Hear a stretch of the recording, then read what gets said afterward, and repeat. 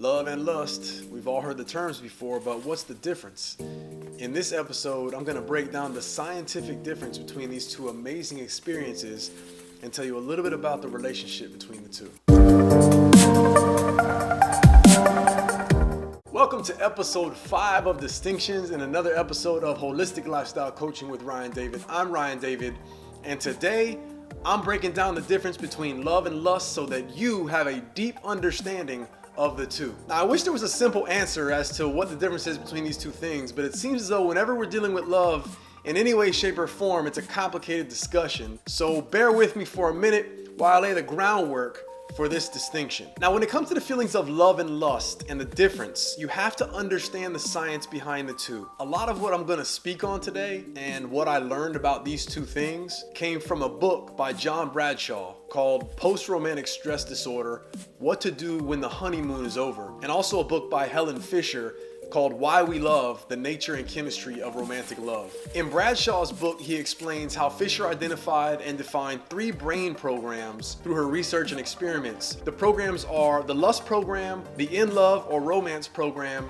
and the attachment program. These brain programs are critical in making the distinction between being in love and lust. Fisher elaborates on and describes the evolutionary roles and benefits of each program in her book. And in the book, The Truth About Love, Dr. Pat Love describes these 3 programs as meeting, mating, and procreating, further emphasizing that all 3 are necessary for the survival of our species. I put a link to each of those 3 books in the description of this video down below. After you read those books, get back to me, DM me, message me, tweet me, comment here, email me, let me know what your thoughts are about those books in particular. Bradshaw's book does an amazing job of pointing out and explaining why so many normal, perfectly healthy relationships fail and why people fall into what he calls post-romantic stress disorder. His book does a remarkable job of helping to understand the role of the 3 brain programs and how to successfully navigate them to maintain a healthy, sexually fulfilling, long-term romantic relationship. This book revolutionized what I know about relationships and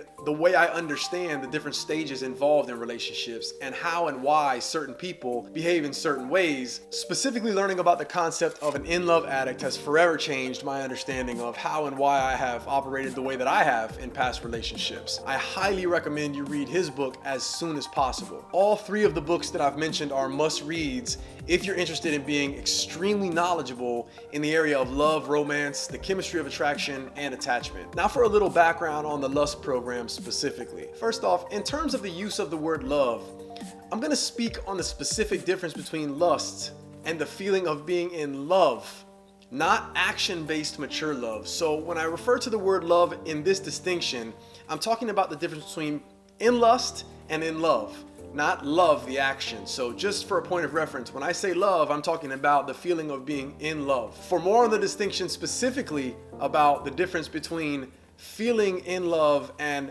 acting on actual love, check out my blog entitled The Difference on my website, theryandavid.com. There's a link in the description below. Click on the blog category, Love and Relationships. Romance, as we know it, typically triggers the lust program because lust is so primal and essential to the propagation of our species. It's a necessary ingredient in terms of the nature of connecting with others. So if we fall in love first, lust inevitably follows, and most of us are familiar with that process. However, lust can come first, no pun intended, and exist exclusively without romance or being in love. But it doesn't necessarily lead to the passion and obsession of romantic love the way romance leads to feelings of lust. Although lust alone can lead to romance, it is unusual, and most of the time it's one-sided if it results in romance for anyone at all. In other words, if you fall in love with someone, it will likely lead to the desire to sleep with them, aka the lust program. But you can have a one-night stand with someone and sleep with a stranger, and that's unlikely to lead to falling in love. So I hope you can see how falling in love usually results in some sort of lust. However, lust at first doesn't typically result in falling in love. You can't make or force romance out of lust. It is what it is, and it's limited. That's one reason why not only is casual sex more dangerous in terms of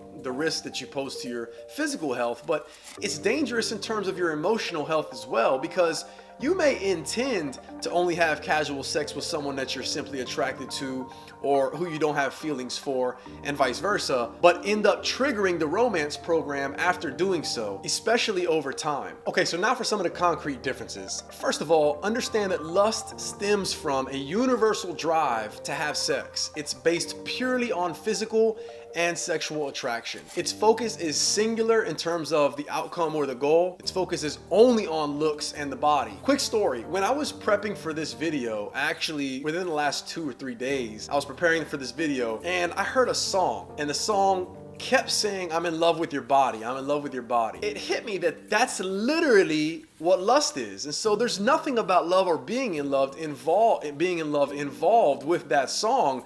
The hook was simply describing someone's lust for someone else. Being in love with someone's body has nothing to do with being in love. Being in love with someone's body is a description, specifically the essence of lust itself. So with lust, who the person really truly is doesn't matter much at all.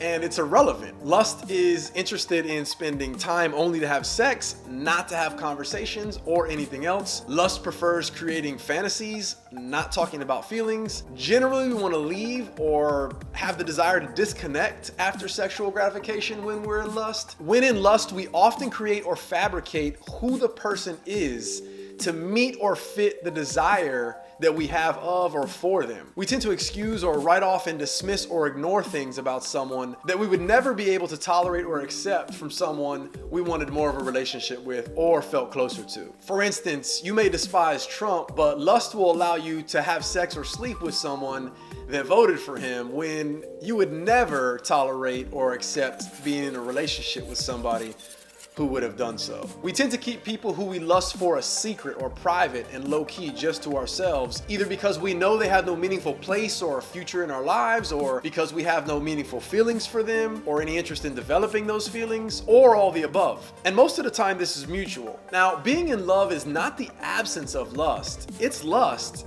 and much more. When we're in love with someone, we want to spend quality time doing things other than just having sex with them, on top of having sex. Again, no pun intended. This feeling of love is based on and centered around the connection and affection for who someone actually really is, or on wanting to find out and get to know more about them. We want to talk to them, often for hours, and get to know who they are via conversation. When in love, we care what they feel and we want to hear about their emotional experiences. We tend to not only open up, but share intimate secrets with them when we're in love. When in love, we want to be a part of their lives. We want to motivate them and support them just as we do ourselves. We're not secretive about someone when we're in love. We want to tell the world. We also tend to talk and think in terms of we and us when we're in love, as opposed to me and them. We view the connection in terms of a couple, a unit, and not as two individuals. Don't try to force a relationship based on lust into a relationship made of love. They are extremely different experiences, and one is no substitution for the other. Lust is best and most healthy when served as a side dish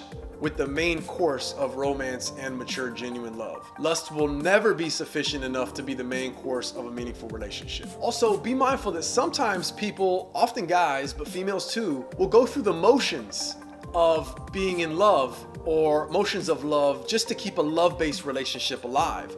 You need to recognize this tendency if you have romantic feelings for someone in a situation that started as lust. In another episode of mine, I talked about the 2 biggest relationship mistakes. I'll link that video at the end of this video. And one of the biggest mistakes is trying to change someone. And that applies to trying to change someone's lust-based feelings for you into feelings of love or romance. Understand the nature of your relationship and be realistic about what it is and accept it for what it is. Don't string yourself along and try to force someone to settle on you when they aren't as interested in being in a romantic relationship as you are. Being or feeling in love is about spending time with the object of your desire. Being in lust is about using the object of your desire strictly for pleasure-based sexual gratification. Being in love consists of feeling out of control emotionally and obsessed psychologically. However, being in lust is all about control and a strategic, calculated purpose for a specific intention, and is not in any way consumed or preoccupied by thoughts of or feelings of love for the other person. However, over time, if you spend enough time with someone in lust, nature may nudge you from that lust into the romance program that I spoke of earlier. Now, most of what I elaborated on and I explained in this episode about the difference between being in lust and in love pertain to what takes place prior to or in the very beginning of a relationship when we first meet someone or we're first attracted to them. But I want to say that understanding the role of lust when it comes to your existing relationship is critical. This is because research has shown that lust in all romantic relationships naturally declines. Helen Fisher's research found that the romance program typically lasts between 12 to 8 months, or I should say typically only lasts between 12 to 8 months. And at that point, what happens is many people mistake this natural return to normalcy in terms of our biochemistry and our chemical balance, or the level of homeostasis that goes on with the production of our hormones. They mistake that as a sign that they've fallen out of love, and that often leads to them ending or abandoning the relationship, a perfectly good and capable and healthy relationship. Now, I call this bond that nature gives us the chemical handcuffs, and it's these handcuffs that are behind the explanation as to why we all know someone who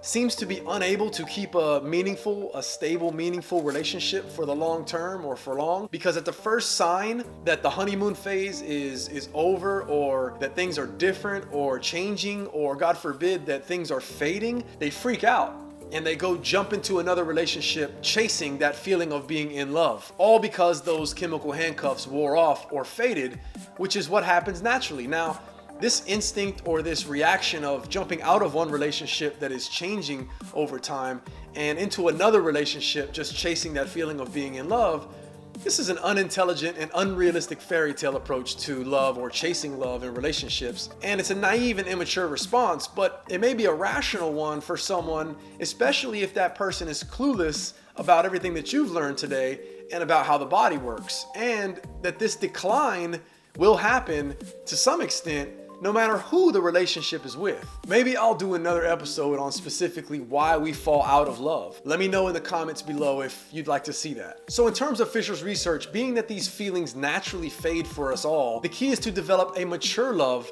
that can foster and prolong those feelings of being in love and in lust long term. Don't confuse being in lust with being in love, but don't confuse being in love with mature love either. Mature love is consistent, stable, and the core, really, of the dominant force that will hold a relationship together. At the same time, although lust is not the glue that can or will hold a relationship together, it is an essential ingredient that plays a critical role when it comes to a couple's sex life, specifically when it comes to having sex with our partner, let alone making love. See my episode of Distinctions on the difference between having sex and making love for more specifics on that topic. The major point I want to make here, and what I'll leave you with, is the decision to love, or the actions of love inside romantic relationships by both partners, is the glue that will hold a relationship together. And it's that mature love that will afford the couple the opportunity to rekindle the lust and reignite the passion in their relationship over the long term that will lead to the fulfillment and sexual satisfaction for both partners. In terms of how to increase that passion in your relationship, look out for my upcoming episode where I give you the 3 keys to a passion-filled relationship. I know this was a heavy, in-depth distinction, but I hope that you got some scientific differences